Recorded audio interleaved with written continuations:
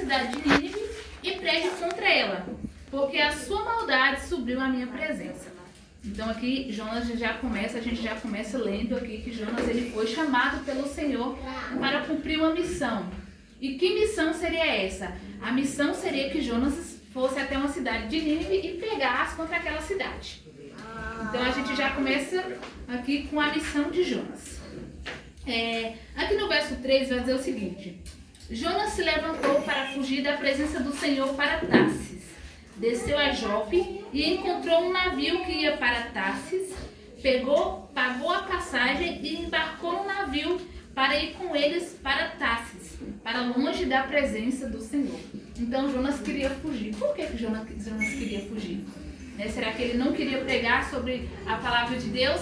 O que desencadeou na cabeça de Jonas para que ele fugisse? E aqui, pelo que a gente lê, a gente consegue entender que Jonas, ele fez tudo, não foi um negócio desesperado não, foi consciente.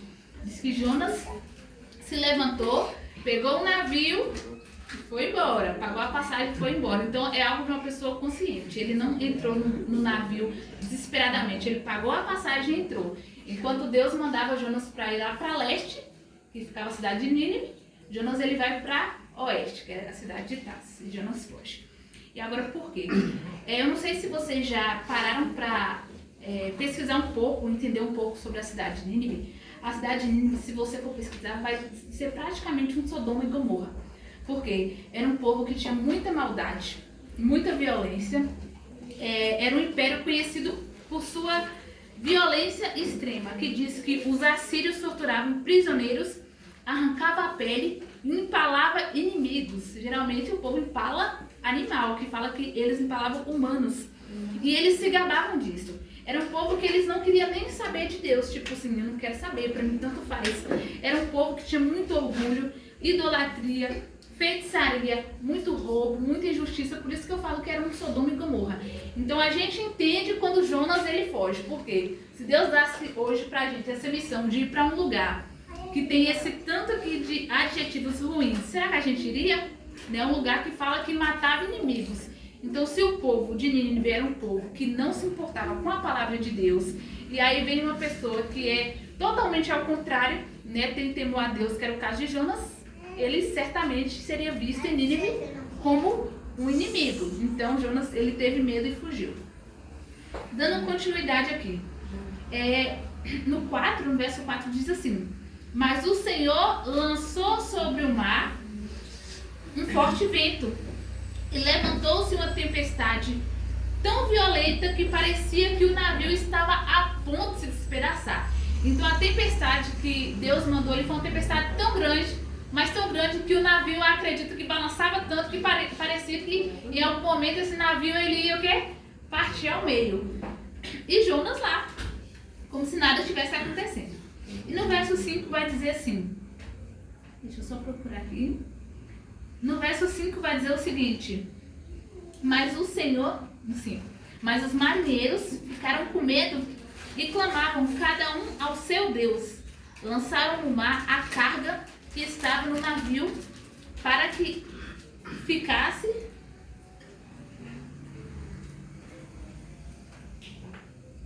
Então os marinheiros ficaram com medo e clamavam cada um ao seu Deus.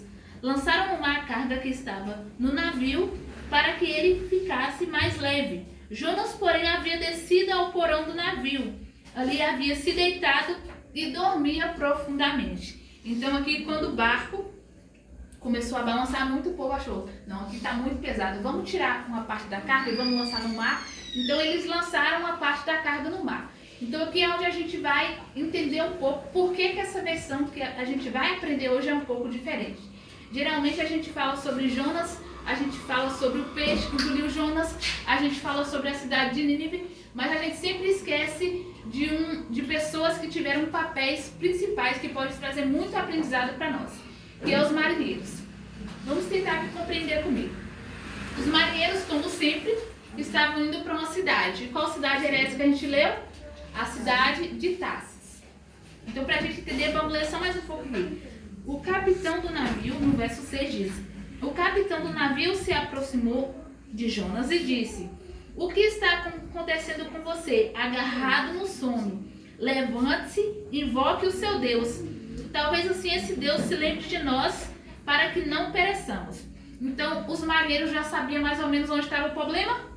Sim, porque aqui diz que eles foram até o porão. Por que eles pediram Jonas para invocar o Deus de Jonas, o nosso Deus?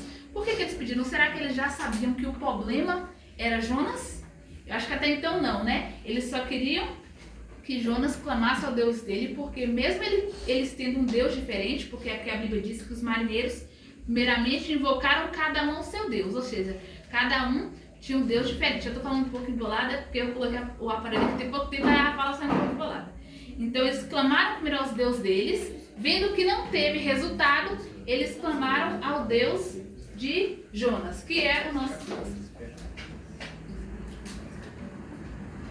Então, eles clamaram depois ao Deus de Jonas. Jonas dormindo, como se nada tivesse acontecido. Vamos dar continuidade. 7. Os marinheiros diziam uns aos outros: vamos lançar sorte para descobrir quem é o culpado desse mal que caiu sobre nós. Lançaram sorte e a sorte caíram sobre Jonas. Se eles antes tinham alguma dúvida de que Jonas era o problema, agora eles tinham certeza. O problema da tempestade, o motivo da tempestade era Jonas. O motivo de tanto alvoroço era Jonas. Então eles já sabiam que era Jonas. Vamos aqui no verso 8 que diz: então eles disseram: agora nos diga, quem é o culpado por este mal que nos aconteceu? Qual é a sua ocupação? De onde vem? Qual é a sua terra e de que povo você é? Aqui no 9, Jonas responde: eu sou hebreu e temo o Senhor, o Deus do céu, que fez o mar e a terra. Então os homens ficaram com muito medo e perguntaram: o que é isso que você fez? Porque aqueles homens sabiam que Jonas estava fugindo da presença do Senhor, porque eles haviam contado. Vamos ler só mais um pouco? No 11 diz: então lhe perguntaram: o que devemos fazer com você para que o mar se acalme? Disseram isto porque o mar ia se tornando cada vez mais Gente, obrigada. Então, cada vez mais as ondas, né, iam balançando mais o barco, cada vez mais eles ficavam com medo, cada vez mais eles se desesperavam, e ali eles já estavam angustiados e já sabiam que o problema era Jonas. Jonas que estava causando tudo aquilo. Pessoas que não tinham nada a ver entraram no meio de um problemão por causa de Jonas. E aqui diz, Jonas diz no verso 12: peguem-me e me lancem no mar. Então o mar ficará calmo, porque eu sei que por minha causa essa grande tempestade caiu sobre vocês. Em vez disso, os homens remavam, esforçando-se por alcançar a terra, mas não podiam, porque o mar ia se tornando cada vez, o vento ia ficando cada vez mais forte, né? Então a gente vai ler só até aqui para a gente entender um pouco o que essa história quer nos ensinar. Aqui ficou claro que os marinheiros eles já descobriram de onde vinha o problema, por que da tempestade, por que do vento forte. E mesmo Jonas falando: ó, me lança lá no mar, aqui vocês vão ver que de primeira eles vão recusar. Eles não lançam o problema no mar. Eles querem continuar remando, né? Eles tentam remar, chegar ali na parte de terra, um lugar que está mais seco, para que acalme tudo, né? Tanto os outros passageiros, tanto Jonas, tanto os marinheiros. E aqui, uma lição, a primeira lição que traz para nós é que muitas vezes nós sabemos exatamente onde está o problema.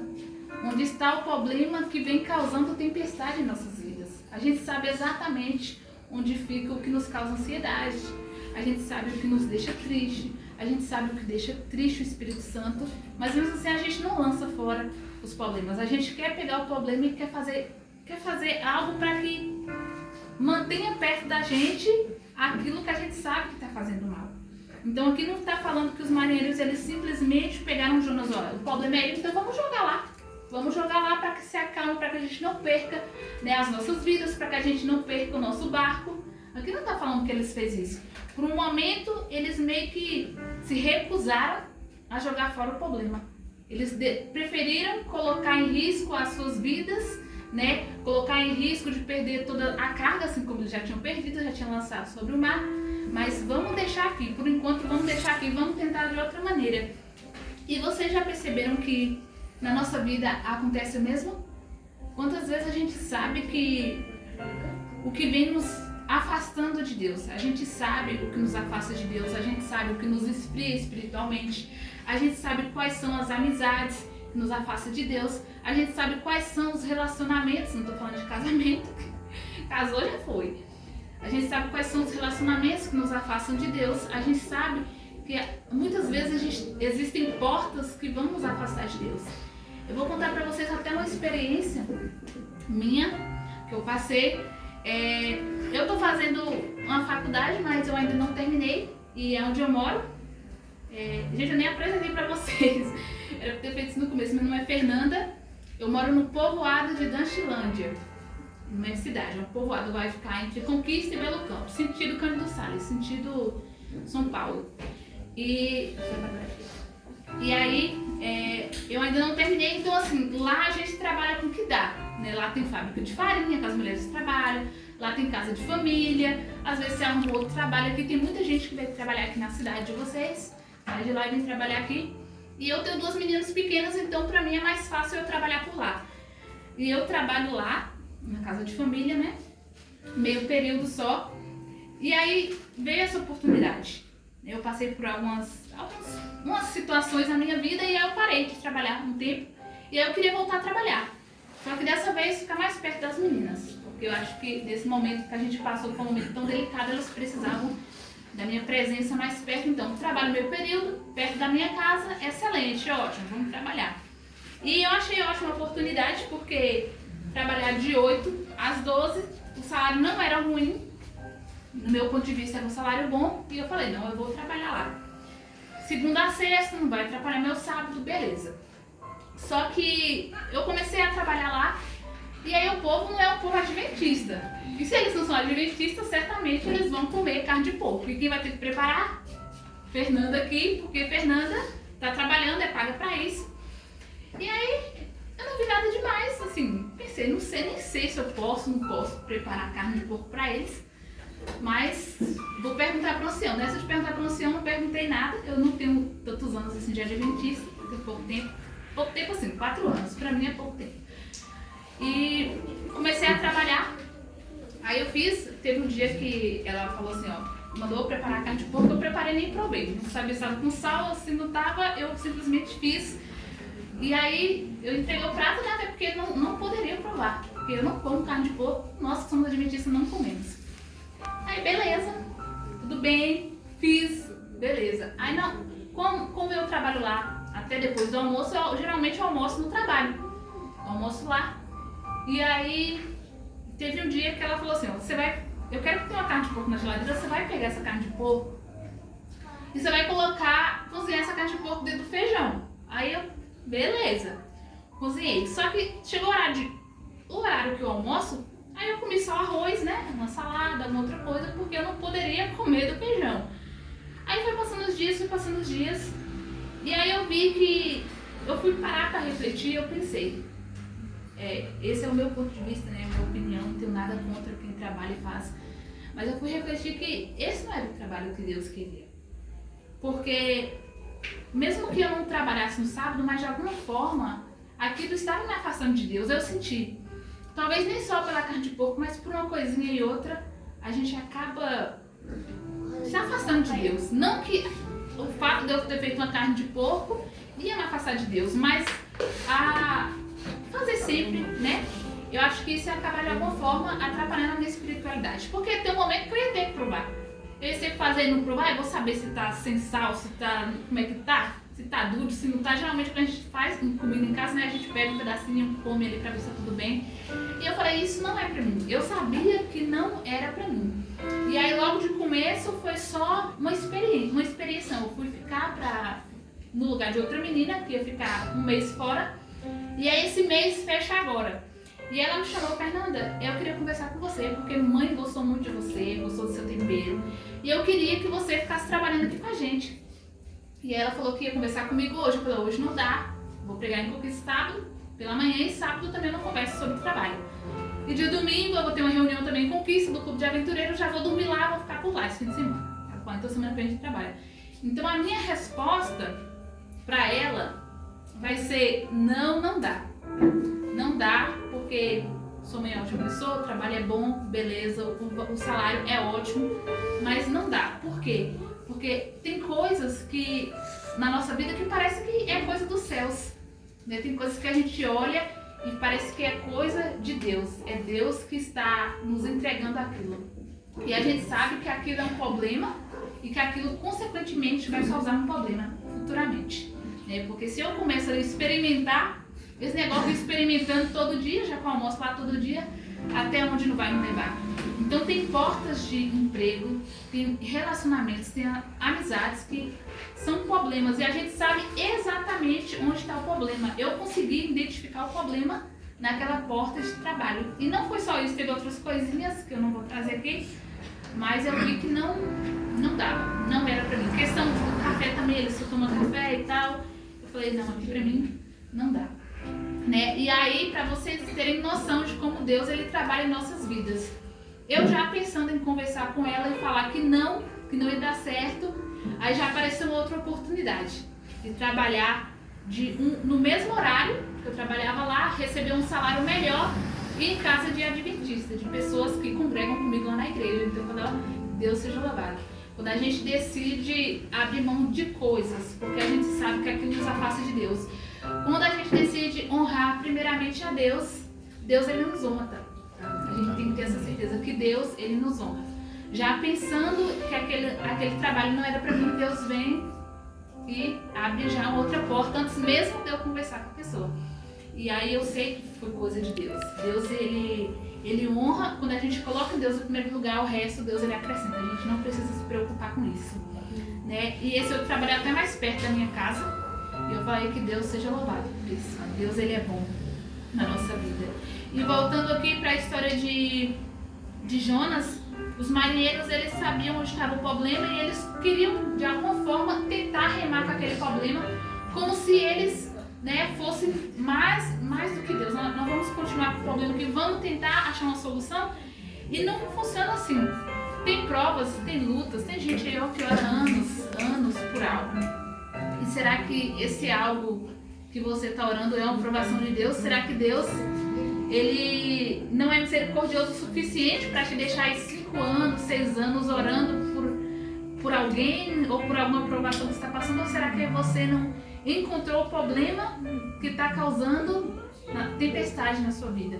Tem tempestades que a gente traz, a gente pega assim, ó, com as nossas mãos e trazemos para a nossa vida.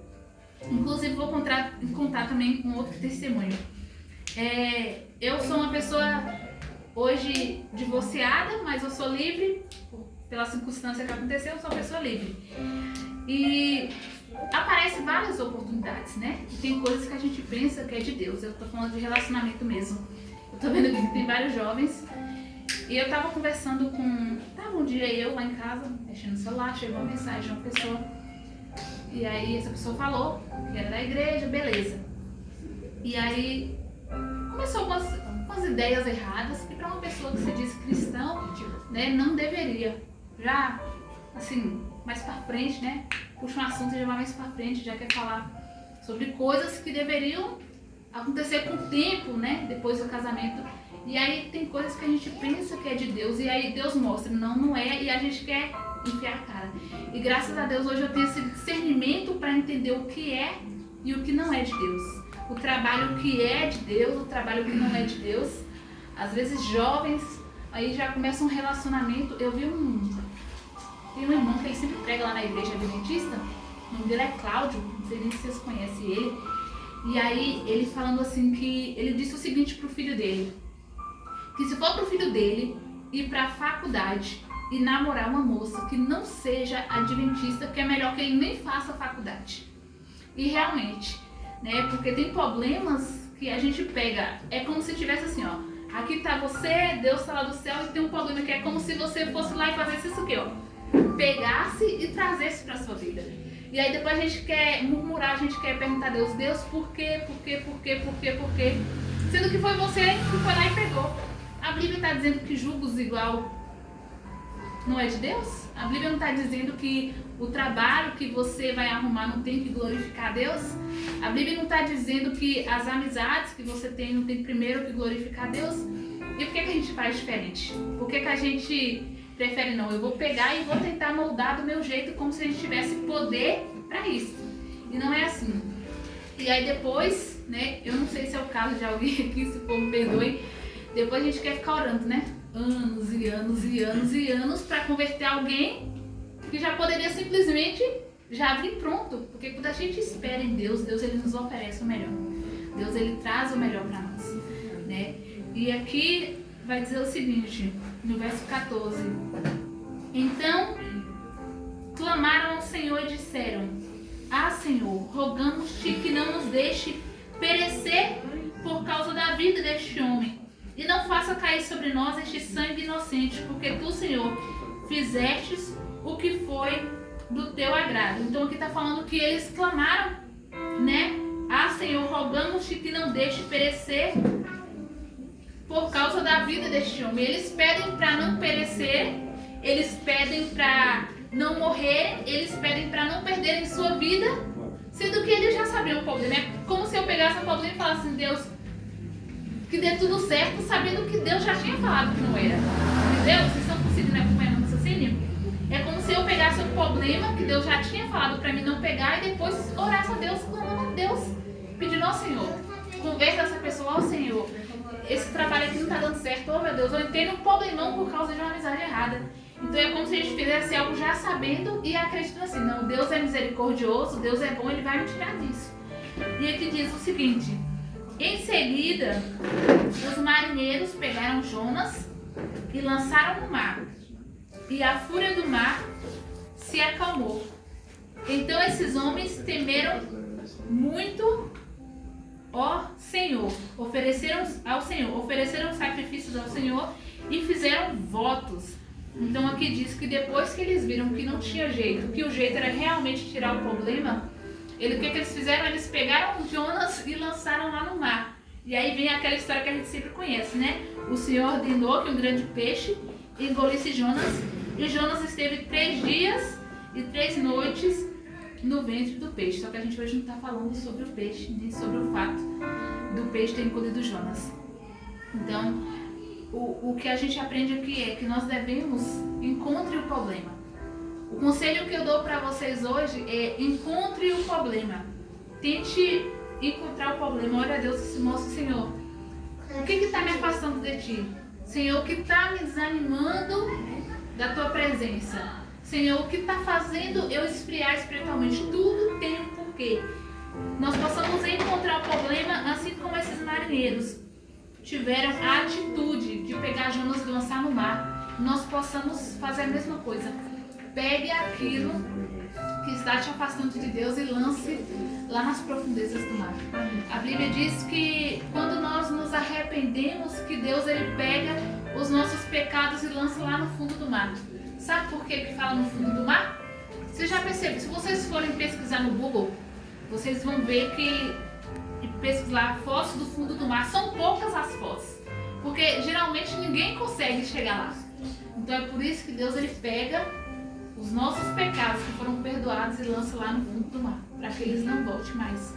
E que nós possamos nos manter vigilantes, abrir os nossos olhos e em vez de tentar de alguma forma moldar os problemas para caber em nossa vida, a gente simplesmente ou evitá-los, sabendo que a Bíblia já diz, ou então simplesmente lançá-los fora.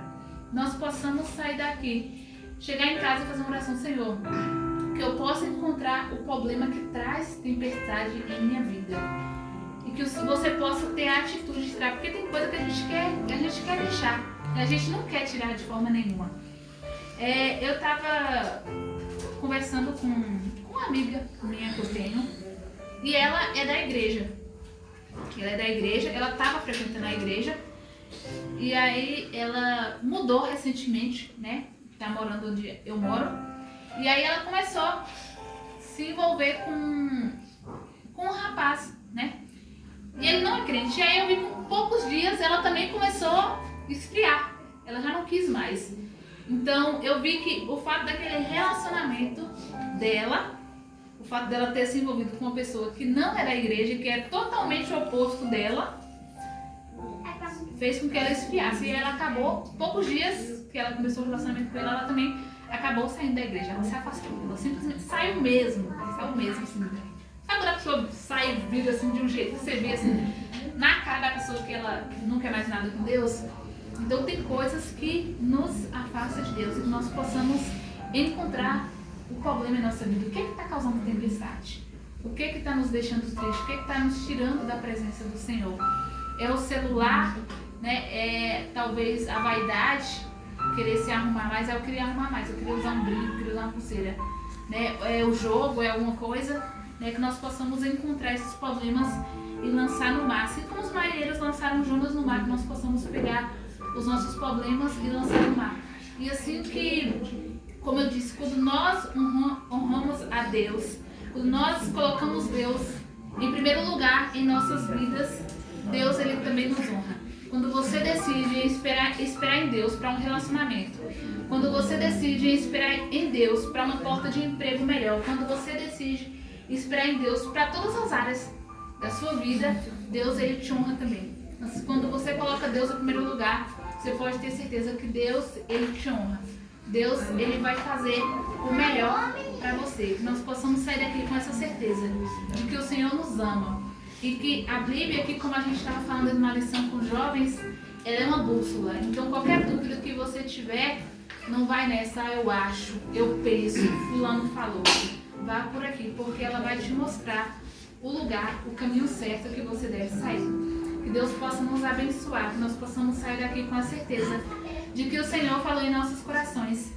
E se alguém saiu daqui com alguma dúvida, que ao decorrer da semana o Santo e Bom Espírito do Senhor ele possa vir trabalhar em nossos corações. Nós possamos ir em paz para nossa casa e refletir um pouco hoje, né, sobre tudo que foi ensinado aqui.